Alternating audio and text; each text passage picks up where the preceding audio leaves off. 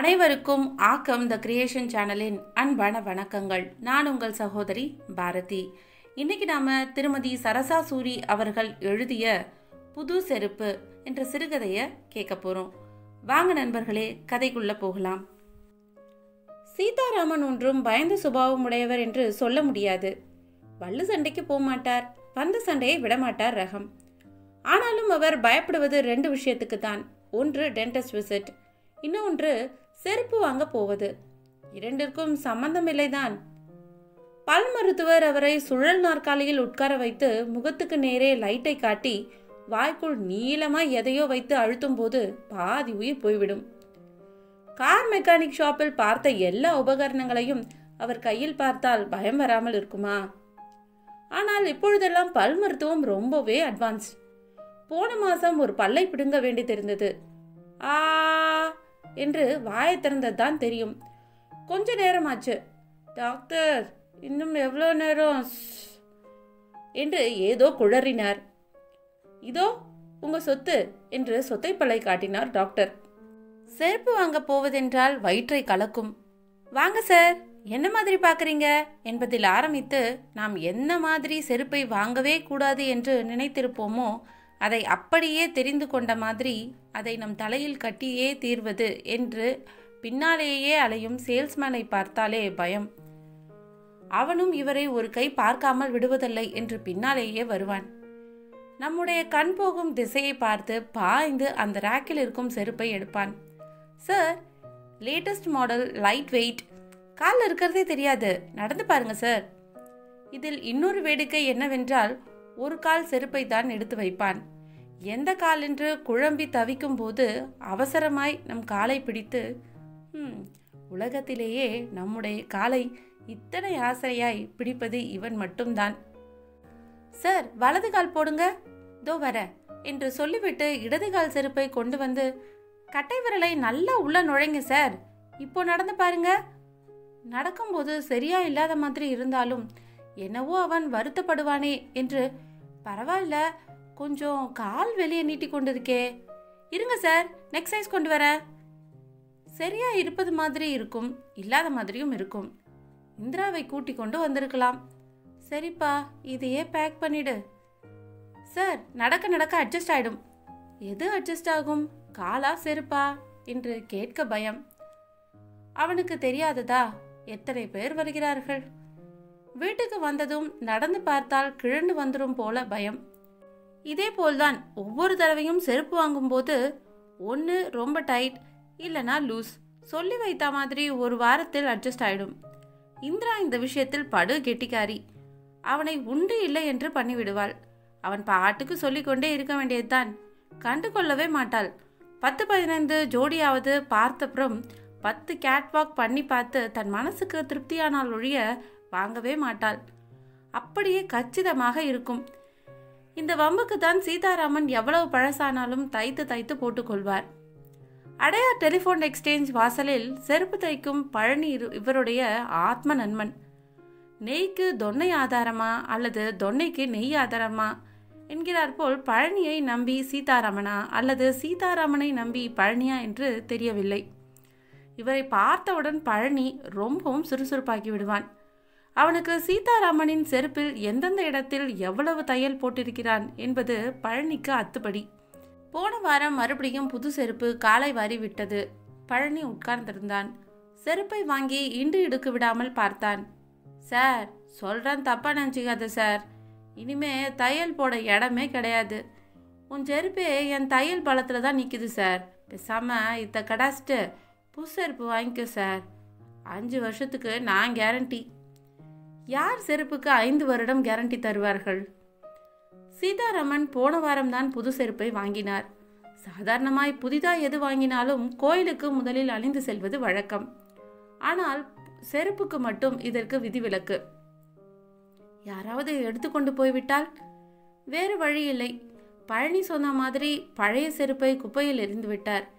யாரிடமாவது கொடுத்தால் அதாலேயே அடித்து விடுவார்கள். அன்றைக்கு வெள்ளிக்கிழமை. சீதாராமன் பெரியபாளையத்தம்மன் கோயிலுக்கு தவறாமல் போய்விடுவார். புது செருப்பு. கவுண்டரில் டோக்கன் கொடுக்க யாரும் இல்லை. கோவில் வாசலில் ஒரு மூலையில் யார் கண்ணுக்கும் படாத இடமாய் பார்த்து செருப்பை கிழற்றி ஒன்றுக்கு மேல் ஒன்று வைத்து எல்லா தெய்வங்களையும் பிரார்த்தித்து கொண்டு உள்ளே நுழைந்தார். உள்ளே நுழைந்தால் எல்லா சாமியையும் நின்று நிதானமாய் பார்க்க வேண்டும். அம்மனை பார்த்து கொண்டே நிற்பார். தீபாராதனை காட்டும் வரை இடத்தை விட்டு நகரமாட்டார். நவகிரகங்களை 9 முறை கட்டாயம் சுற்றி வர வேண்டும். முடித்துவிட்டு நேராய் செருப்பை வைத்த இடத்திற்கு போனார். மூலையில் அவர் செருப்பு இருந்த இடத்தில் வேறு ஜோடி செருப்பு இருந்தது. நன்றாக கையில் எடுத்து பார்த்தார். ஒருவேளை தனக்குத்தான் புது செருப்பு அடையாளம் தெரியவில்லையோ என்று நினைக்கவும் வழியில்லை. ஏனென்றால் அது லேடி ஸ்லிப்பர்ஸ். கொஞ்சம் தலை சுற்றுவது மாதிரி இருந்தது. ஒரு கோடியிலிருந்து மற்றொரு கோடி வரை அட்லீஸ்ட் 10 தடவை எல்லா செருப்பையும் உத்து உத்து பார்த்தாச்சு. இப்படி கூட நடக்குமா? கோயில் படிக்கட்டிலேயே உட்கார்ந்து விட்டார். செருப்பு தொலைந்ததோ பணமோ பிரச்சனை இல்லை. யார் செருப்பு கடைக்கு மறுபடி போவது? கொஞ்சம் உட்கார்ந்து பார்க்கலாம். மறந்து போய் யாராவது போட்டு கொண்டு போய்விட்டு திரும்பி கொண்டு வந்து தரமாட்டார்களா என்று ஒரு நப்பாசை. ஒருத்தரும் காணோம். யாரிடமாவது சொல்லாவிட்டால் மண்டை வெடித்து விடும் போல இருந்தது. பழனி எதிர்த்த மாதிரி தான் உட்கார்ந்திருப்பான். நல்ல வேலை இருந்தான். சார், வா சார், அதுக்குள்ள புசு புட்டுக்குச்சா? நான் சார் செருப்பு வைக்கிறானுங்க, என்கிட்ட கொத்து பார்க்கட்டும் என்று பேசிக்கொண்டே போனவன் சீதாராமனின் காலை பார்த்தான். சார், என்ன சார் இன்னும் வெறுங்காலேக்கிற? இன்னுமா புசு வாங்காமக்கிற? பழனி, என்னத்த சொல்றது, புது செருப்பு வாங்கிட்டு கோயிலுக்கு போயிட்டு வந்து பார்த்தா செருப்பை காணும்பா. சார், அக்கிரமம் சார், கோயில் வாசல்ல திருடினா என்னத்தான் சொல்றது? வெயில் கொதிக்குது பாரு, பேசாம மறுக்கா இன்னொன்று வாங்கிடு சார், வெறுங்காலோட போகாத. போற வழியில் தான் போலீஸ் ஸ்டேஷன். ஒரு கம்ப்ளைண்ட் கொடுத்துடலான்னா? அவருக்கே சந்தேகமாகிவிட்டது. தனக்கு மூளைகளை குழம்பி விட்டதா? செருப்பு தொலைந்து விட்டது என்று கம்ப்ளைண்ட் பண்ணினால் நேரே கீழ்ப்பாக்கம் போக சொல்வார்கள். நிஜமாகவே வெயில் பொரிந்தது. வீடு வரை நடக்க முடியாது போலிருந்தது. பக்கத்திலேயே ஒரு செருப்பு கடை. தைரியமாய் உள்ளே நுழைந்து விட்டார். போனதும் ஒரு சேரில் உட்கார்ந்து விட்டார். சார், என்ன மாதிரி செருப்பு பார்க்குறீங்க? ஒரு 5 நிமிஷம் இருப்பா. தண்ணி குடிங்க சார். அவருக்கு செருப்பை பார்க்க கூட தெம்பு இல்லை. தண்ணீர் உள்ளே போனதும் தான் சரியானார்.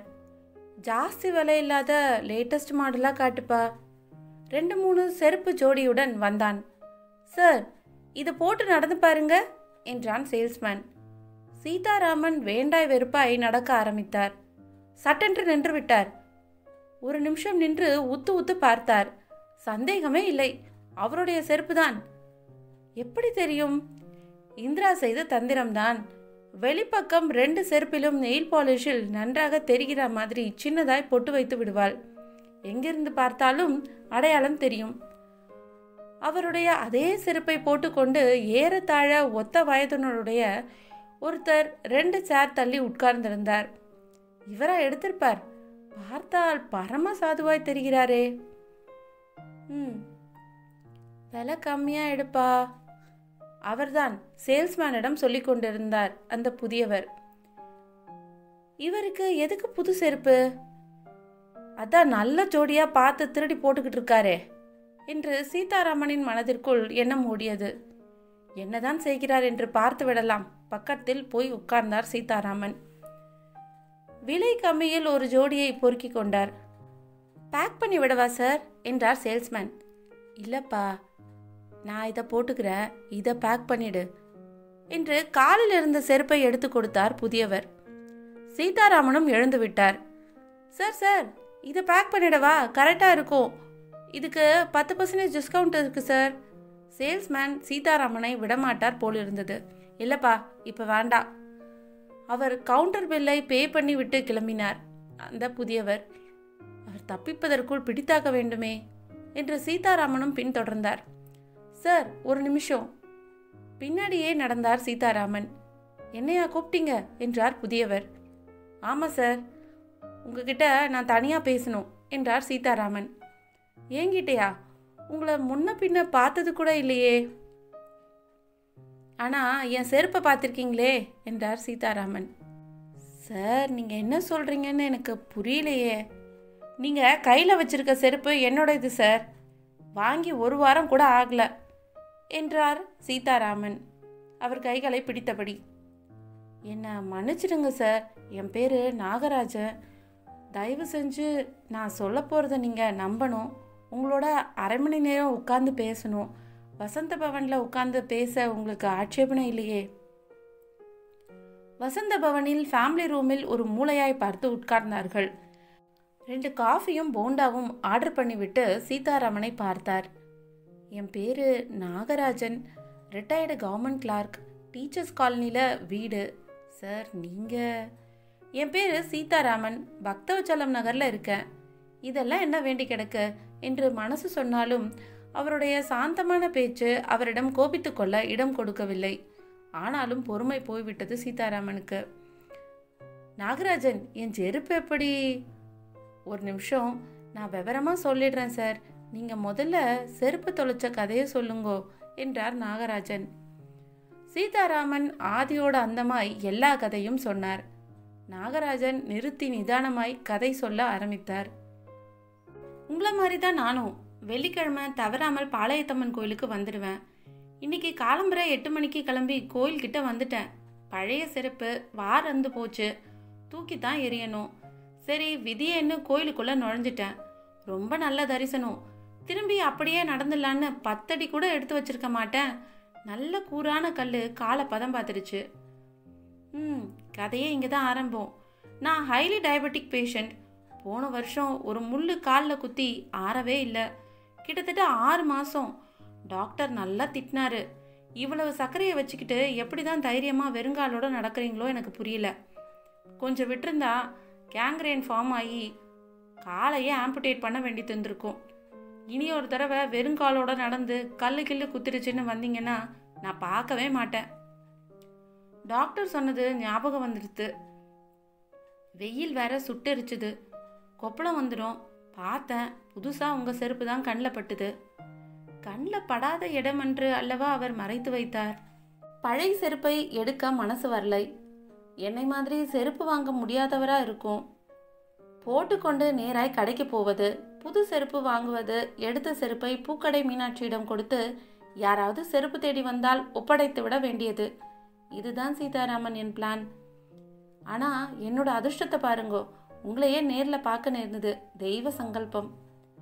சீதாராமன், நான் பண்ணது பெரிய தப்பு. நான் பண்ணினது நியாயம்னு சொல்ல வரல. என்னோட சுயநலத்துக்காக உங்களுக்கு இவ்வளோ தூரம் சிரமம் கொடுத்துட்டேன். எனக்கு இருக்கிற மாதிரி மற்றவங்களுக்கும் ஏதாவது ஒரு ப்ராப்ளம் இருக்கும்னு தோணவே இல்லை பாருங்க. I am very very sorry mister Sitharaman. தயவு செஞ்சு என்னை மன்னிச்சிடுங்க. சீதாராமன் இதை எதிர்பார்க்கவில்லை. செருப்பை எடுத்தவர் மீது அநியாயத்துக்கு கோபம் வந்தது வாஸ்தவம்தான். இப்போது எங்கே போனது அந்த கோபம்? ஒவ்வொரு காரியத்திற்கு பின்னாலும் நியாயமான ஒரு காரணம் இருக்குமானால் மனிதர்களை எவ்வளவு சுலபமாக புரிந்து கொள்ளலாம். போனது போகட்டும் நாகராஜன், அதை நினச்சி ரொம்ப வருத்தப்படாதீங்க. உங்கள் உடம்பு முதல்ல கவனிச்சுக்கோங்க. வெயில் அலையாதீங்க. என்னோட ஒரு இடத்துக்கு வரணும். போலாம் சீதாராமன், எங்கே கூப்பிட்டாலும் ரெடி. நேராக பழனியிடம் போனார். ஏதோ ஒரு ஹேண்ட்பேக்கை சீரியஸாக வைத்து தைத்து கொண்டிருந்தான். முதலில் காலை பார்த்தான். வா இரே, செருப்பு வாங்கிட்டாப்ல? இல்லை பழனி, செருப்பு கிடைச்சிருச்சு. நம்பவே முடியல. எந்த திருட்டு பயிலாவது எடுத்த செருப்பை திருப்பி கொடுப்பானா? அதுவும் புத்தம் புதுசு. பழனி, யாரும் திருடலை. அது ஒரு பெரிய கதை. ஒரு நாள் சாவகாசமாக பேசலாம். உனக்கு ஒரு புது கஸ்டமர், பேர் நாகராஜன். இனிமே இவரையும் நீ நல்லா கவனிச்சுக்கணும். சார், நீ சொல்லிவிட்டா அப்பிலே கிடையாது. இன்னும் கொஞ்ச நாள் என் வண்டி ஓடும். இப்பொழுதெல்லாம் சீதாராமனும் நாகராஜனும் ஒன்றாகத்தான் கோயிலுக்கு போகிறார்கள். சாமி தரிசனம் முடிந்து பழனியை பார்த்து ஒரு கும்பிடு போட்டுவிட்டு நேராய் வசந்த பவனில் ஒரு காஃபி போண்டா. இதைவிட வேறு என்ன வேண்டும்? ஒன்றை தொலைத்தார், ஒன்று கிடைத்தது. ஒன்றை நினைக்கின் அது ஒழிந்திட்டொன்றாகும், அன்றி அதுவரினும் வந்தெய்தும். ஒன்றை நினையாத முன்வந்து நிற்பினும் நிற்கும் எனையாலும் ஈசன் செயல். ஔவையார் நல்வழி. திருமதி சரசா சூரி அவர்கள் எழுதிய புது செருப்பு. முழுமையாக இந்த கதையை கேட்ட அனைத்து நண்பர்களுக்கும் எனது மனமார்ந்த நன்றிகள். இந்த கதைக்கு ஒரு லைக் பண்ணுங்க, உங்களோட நண்பர்களோட ஷேர் பண்ணுங்க, உங்களோட கருத்துக்களை கமெண்ட் பண்ணுங்க. கூடவே ஆக்கம் த கிரியேஷன் சேனலை சப்ஸ்கிரைப் பண்ணிட்டு ஆல் என்ற பெல் பட்டனை ப்ரெஸ் பண்ணுங்க. அப்பதான் எங்களோட பதிவுகள் உங்களுக்கு உடனுக்குடன் வந்து சேரும். கதைகளோடு நாம் ஒன்றாக இணைந்திருப்போம். ஆக்கம் த கிரியேஷன் சேனலில் ஒன்றாக பயணிப்போம். மீண்டும் ஒரு சுவாரஸ்யமான கதையில் சந்திப்போம். அதுவரை நன்றி, வணக்கம்.